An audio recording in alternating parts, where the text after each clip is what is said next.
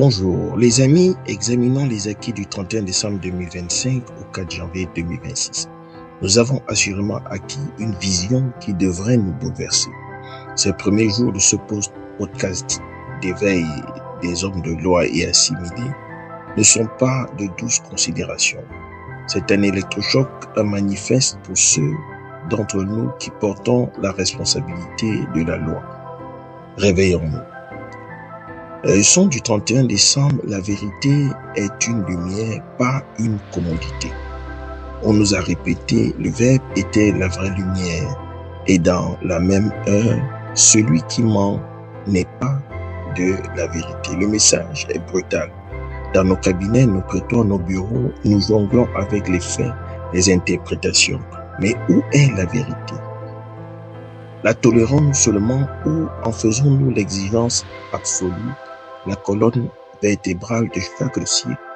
Cessons de pactiser avec les ombres, les non-dits, les arrangements. La justice qui ne naît pas d'une quête obsessive de la vérité n'est qu'un simulacre, une administration du mensonge.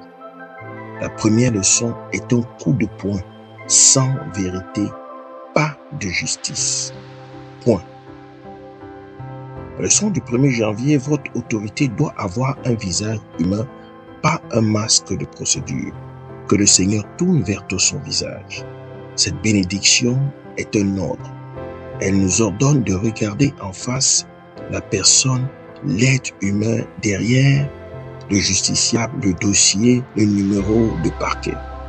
Sommes-nous des fonctionnaires d'un système ou des serviteurs de nos frères et sœurs?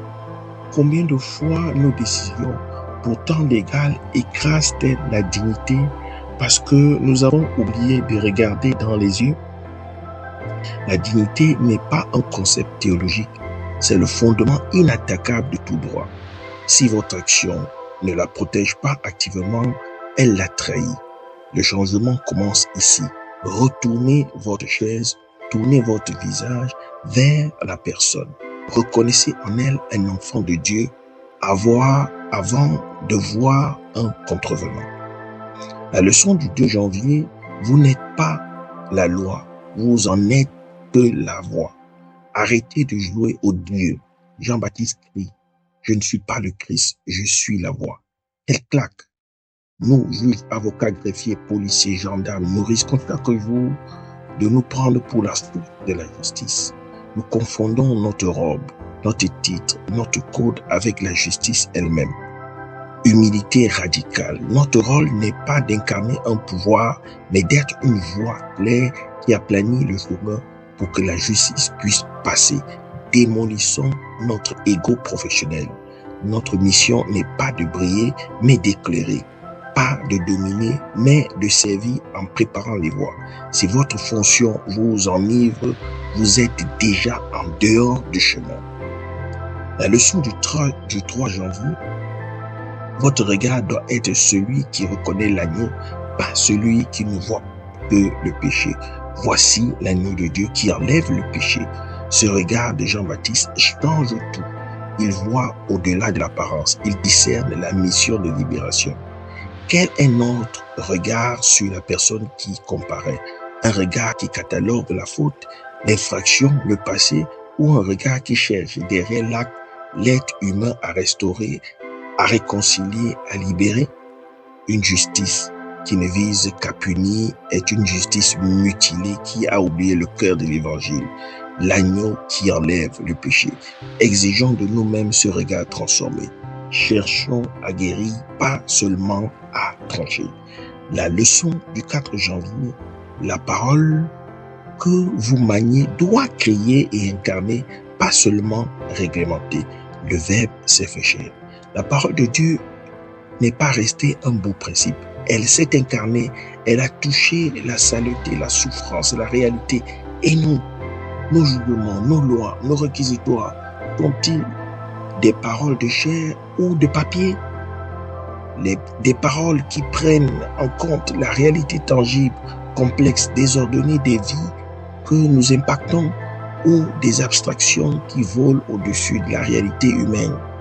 Une loi qui ne s'incarne pas dans le souci du concret, est une tyrannie. Une décision de justice qui ignore les conséquences réelles sur la chair et le sang des personnes est une trahison de notre mandat. Les amis, nous avons donc acquis cela. Nous sommes les serviteurs d'une vérité-lumière qui exige l'intégrité absolue.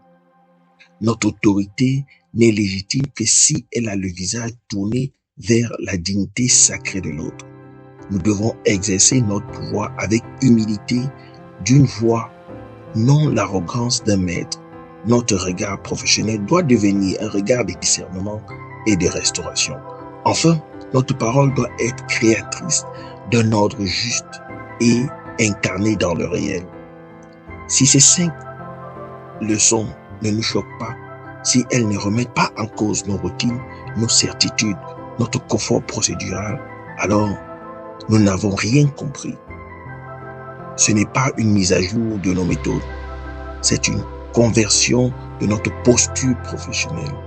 Le monde n'a pas besoin de juristes plus habiles, il a besoin de témoins de la justice véritable, d'artisans de paix qui osent incarner cette révolution dans chaque acte de leur métier. Le changement commence aujourd'hui par le dossier que vous ouvrez, l'audience que vous présidez, la procédure que vous écoutez.